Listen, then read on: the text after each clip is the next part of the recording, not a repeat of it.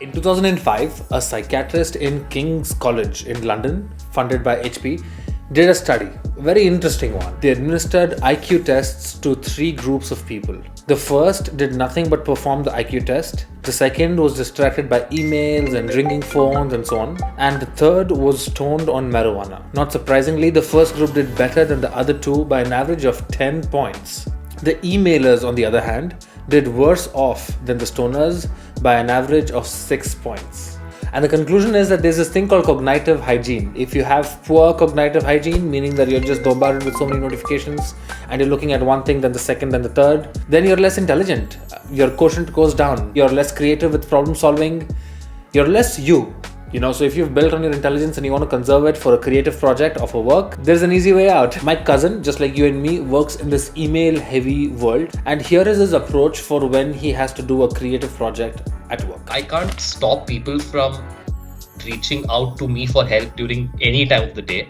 It's their right. They will do it as per their convenience and as per their free time. What I should be doing is I should be reverting to them as per my convenience and free time. Right? So that's how this whole concept of blocking notifications came about. So there are very few simple things that I started off with. One is that I switched off Outlook notifications. I don't get a pop-up. The Outlook icon in itself, that has this brown envelope that comes up if there is a mail. So that's enough. So you don't need to know whether there are 5 mails, 10 mails, whether mails are getting added or not. It's enough to know if there's one mail. He shared with me this idea over a year ago, and when he said this to me, I was an external consultant. One person at the client's place was particularly demanding, and he would make a fuss if I was not available when he wanted to speak with me. So it was impossible back then. But now that I'm no longer an external consultant, but I'm having my own role within the company, I don't need to go through this. So if you're working on a bombardment of notifications and you're one of those 2 people I know who can work in such a condition, good for you.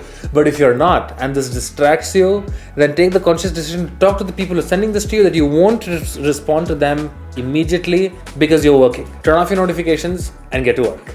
Android has had this feature for a bit now, but in the new iPhones, I'm a techie. I used to make tech videos. I just have to go back. If you're using one of the new iPhones, you can turn on this work mode when all these notifications from Instagram, WhatsApp, Facebook, all of this stuff is turned off. And you can have some exceptions from work. For emergency calls, you can have some exceptions from your boss, for example.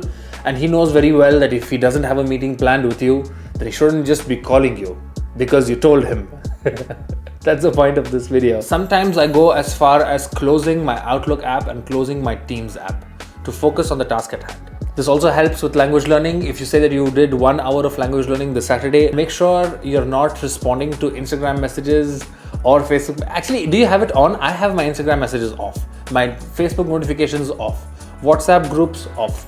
Because they just keep buzzing every second otherwise, If language learning is what you're interested in and you want to find a method to do this language learning, then check out this video where I talk about my method of learning languages. It should definitely help you with getting the method down and collecting the materials and so on. I'll see you in the next one. Take care of yourselves and keep learning.